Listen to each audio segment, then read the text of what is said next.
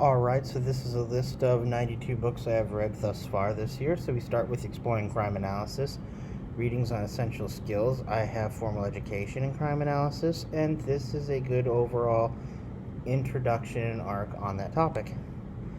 Spooked, this is, about the private spies and mainly centers around the problems that happened around the Steele dossier. The 9/11 Commission report, so this year's theme for me is unfinished business, and I've read so many parts of the 9/11 Commission report, I thought now is just the time I finish it. The Last Duel, this is about the last judicial duel in France. Very interesting stuff. We Are Bellingcat by Eliot Higgins. I am into open source intelligence, and this is a mega work about it by one of its most significant contributors. The Federalist Papers. I think most people going through high school and whatnot probably had to read some sampling of them. Certainly in college, you had to take government or history. So I thought, okay, I'll just get the whole thing. The Catcher in the Rye, a very famous novel. I read mostly nonfiction, so it shouldn't surprise people that a lot of my fiction stuff, some of them have said they've read a long time ago, and this is one of them, The Catcher in the Rye.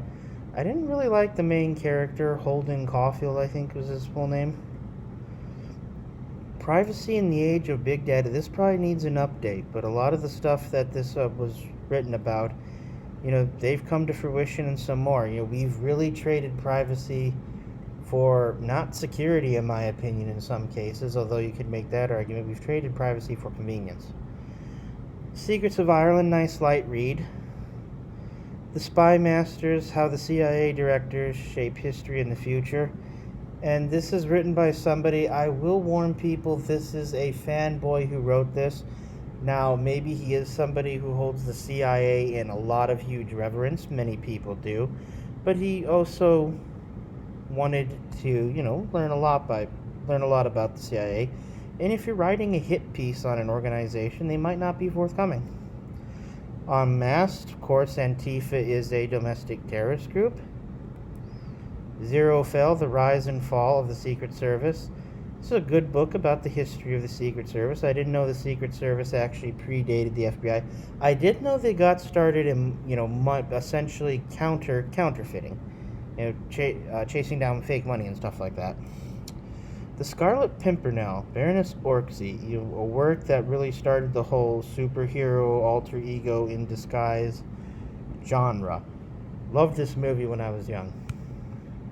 Kurt Vonnegut, A Man Without a Country. Last year I punched my Vonnegut ticket, and this year I want to try to read at least 2 more Vonnegut books. He is a great author and a brilliant mind, and this is essentially speeches, musings, and essays on how, countries and stuff think. When Heaven and Earth Changed Places. This is sort of part of my bio read 2 weeks. Read 2 biographical works in 1 week by bio. So I read When Heaven and Earth Changed Places. This is by somebody who initially did serve with the Viet Cong, was a Viet Cong agent, and then became a U.S. citizen. Anne Frank, The Diary of a Young Girl. Apparently there are some people now who are looking to ban this book, and I can't think of why. Privatizing Justice talks about some very important trends in the private security industry. For those of you who don't know, that is actually what I work in. It's not a field of choice, it's just the first job I could really get when I got out of the military. So, I've had to stay here. Make Your Bed. This is kind of sayings and musings by Admiral William McRaven, retired Navy SEAL. The Demon in the Freezer by Richard Preston. This guy wrote Hot Zone, and this is essentially about how various governments, including the United States, keep viruses alive that have been cured just to weaponize them. Neil deGrasse Tyson, Astrophysics for People in a Hurry. I love pop science stuff, and this book checks that mark, and it's easy to read.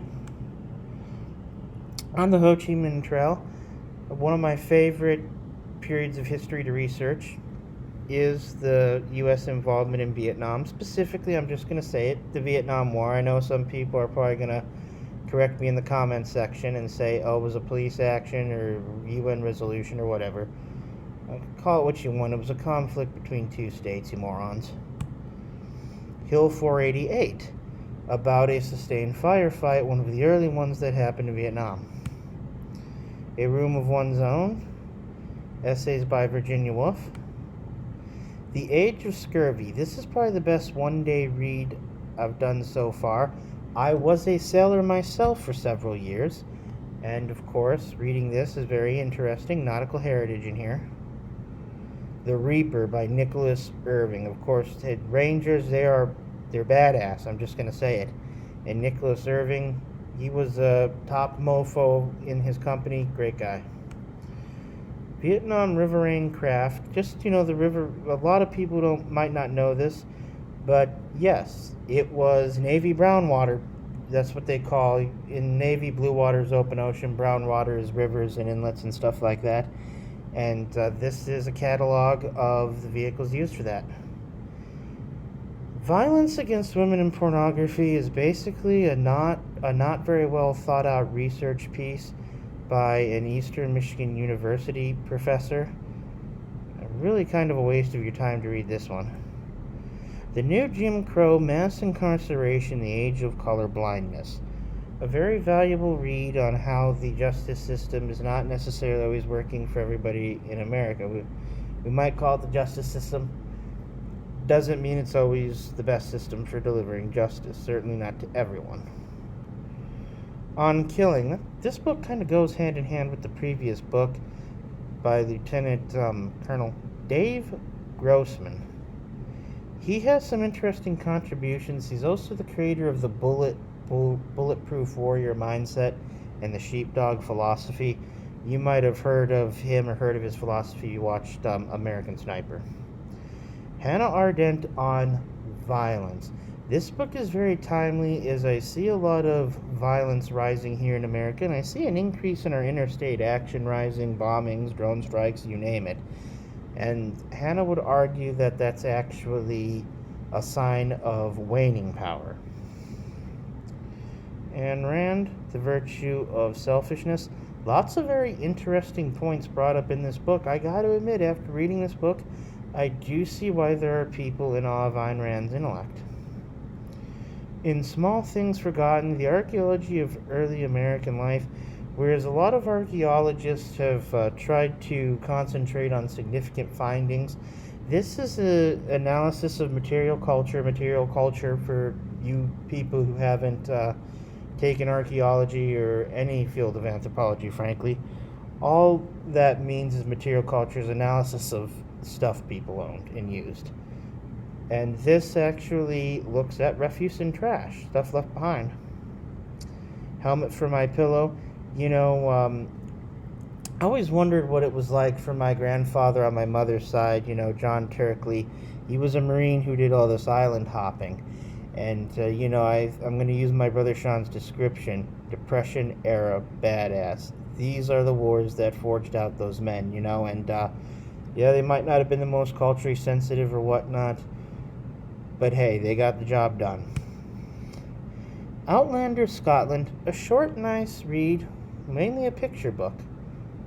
But, I will say this, after reading these books, definitely intrigued to go to Scotland. Looks like it's a beautiful place. I've heard the moors and stuff there are absolutely breathtaking. Lonely Planet's a Beautiful World. I've actually been to some of the locations in this book. Pale Blue Dot by Carl Sagan. This is a fascinating read on many levels, and I like it because it talks about in particular how if you were an extraterrestrial investigating the Earth, you'd see plenty of signs of things we use to destroy or hunt or process. You wouldn't see any humanitarian structures necessarily. Not that we don't have them, they just don't give off a lot of significant signals. The Souls of Black Folk, of course, interesting work here. Those of you who don't know, I actually am an investigator into human trafficking things in my free time. I call myself an independent investigator, and I specialize in that. And so knowing a lot about the Reconstruction South and not the ancient history, but the American history of slavery is something that a lot of people get into. Not super useful if you're looking at newer things, But he breaks down a lot of the economic conditions that some would argue still persist yet onto this day. Three Cups of Deceit, Jon Krakauer's investigation of a charity that very clearly is corrupt. The Bridge at Dong Ha, this is another Vietnam book. Policing China. So, right now, China and Russia, they're on every American's mind because they're the, two biggest powers out there. And some people do think maybe a war with China is inevitable. This gives you a look into the domestic affairs in China in a way that probably most Americans would never get. Certainly not from any type of book or anything like that, or taking any type of college class. The Bridge at Remagen. So this is about the company that was the first to cross the Rhine in World War II. There's been some things said about that company that it was the first to do it since Napoleon or whatever. It had the first officer to cross the Rhine since Napoleon. I don't believe any of that because there was a lot of trade with Germany and other countries before then. You can't tell me that no foreigner's been across the Rhine in 80 years, and you would actually know that. But nevertheless, an interesting tale about let's admit it, not a super well-known chapter in World War II history. Not that they can all be well known, it was World War II. Up from Slavery, Booker T. Washington. This was interesting for the perspective it provided on those who were freed from slavery. Essentially, it was, in the book, it's portrayed as being very anticlimactic because there was no plan to do anything about the current living conditions or parcel out land or anything like that. Samuel P. Huntington, The Clash of Civilizations and the Remaking of World Order. He takes a very controversial stance that there are multiple civilization blocks, and they ain't all going to get along.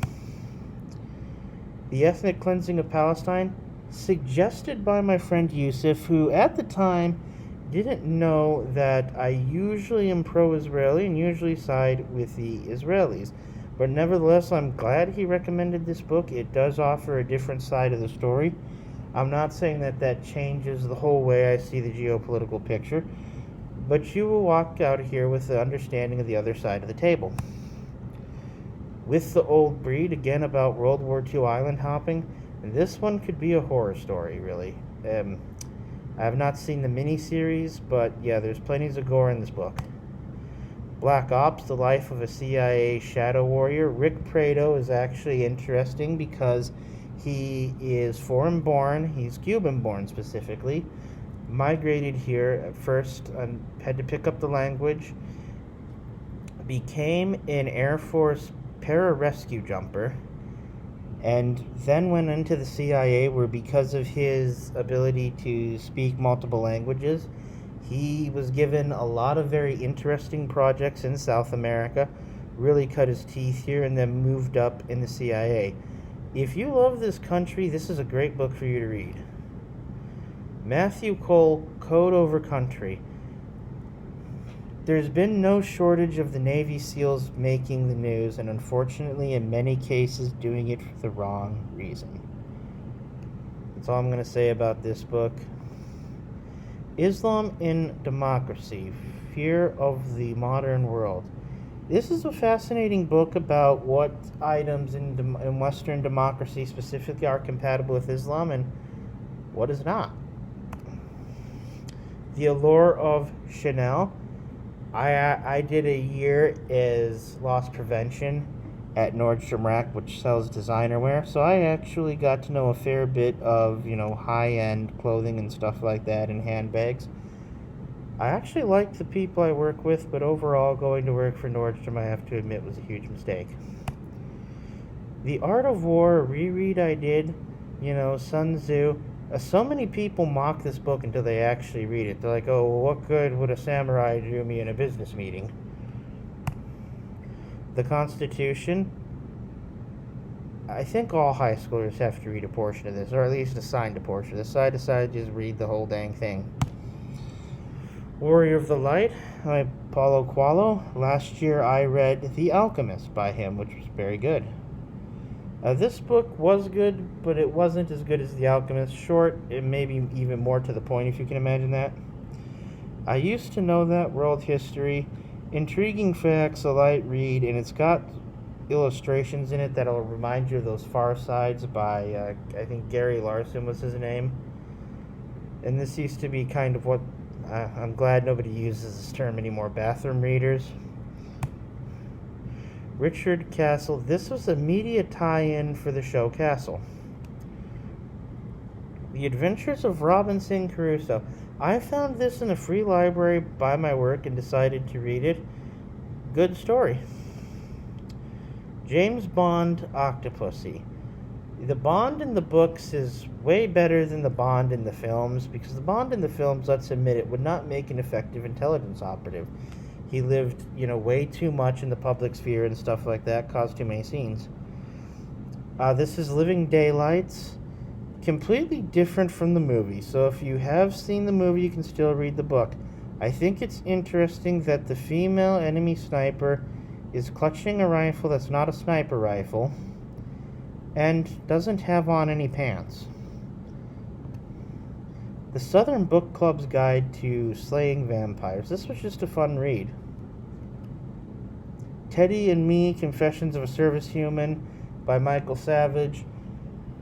Found this in the free library, decided to read as a one-day read. Michael Savage is pretty divisive.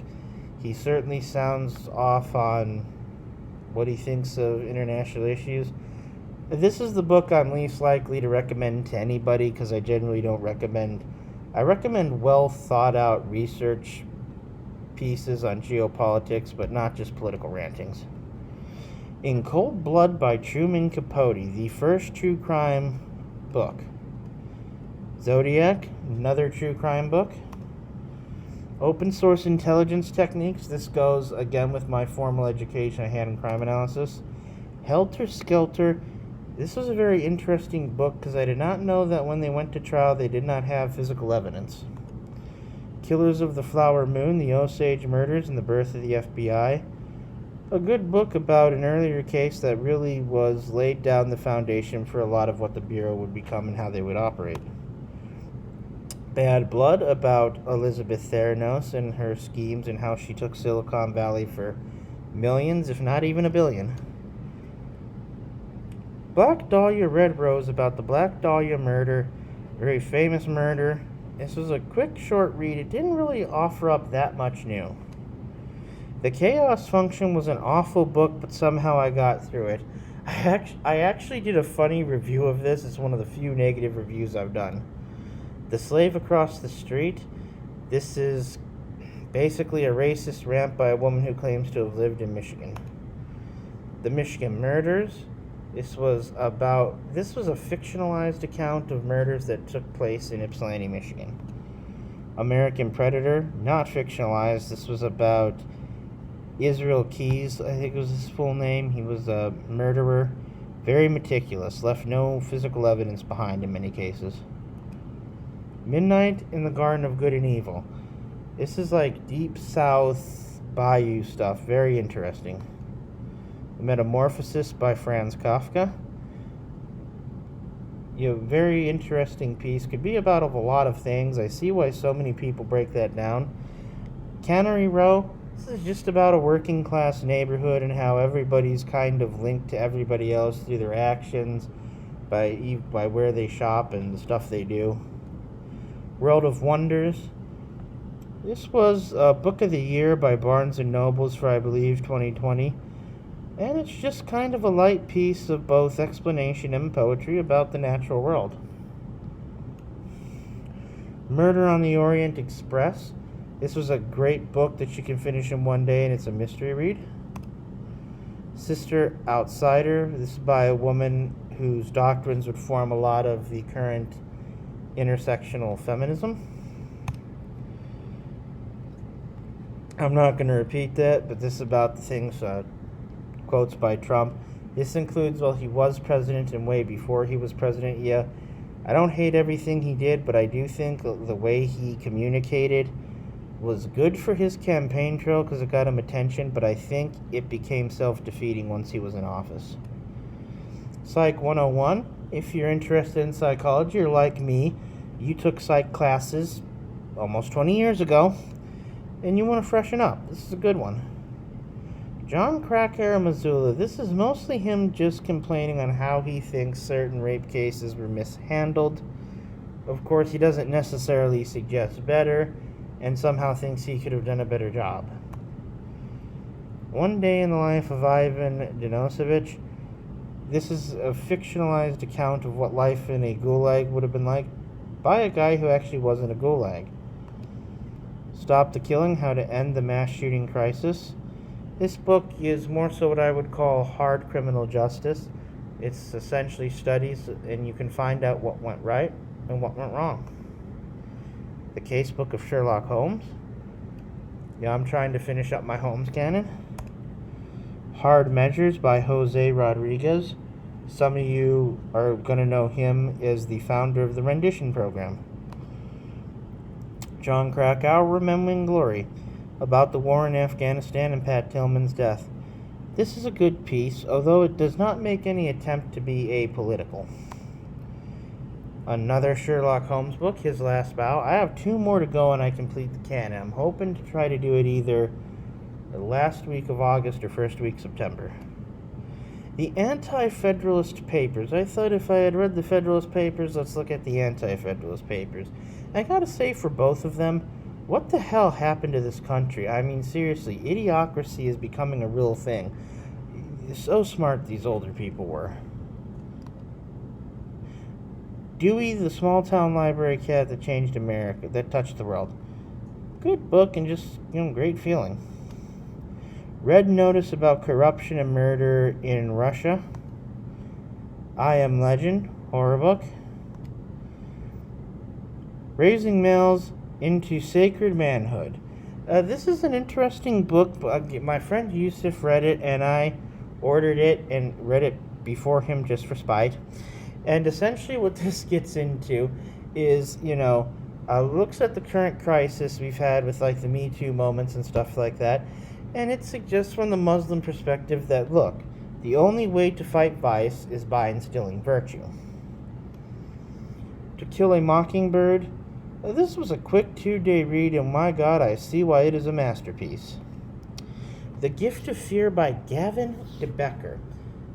Very good author, very smart guy, and he gets into signals we pick up on and stuff like that, and what basically takes the intuitive or gut feeling and explains why we had it. His central thesis is that violence is not right. We always want to say it's violent, no one could see it coming, and most of the cases when we're talking interpersonal violence, that's just not true. So I do want to give a shout out to some YouTube channels I like. I want to mention the Shades of Orange BookTube channel, SFF 180, and Triumphal Reads. SFF 180, of course, sci-fi and fantasy books. Shades of Orange is horror books. Triumphal Reads, as you can see, is bigger. It gets a bigger picture than everybody. He's one of the few booktubers who does non-fiction books routinely.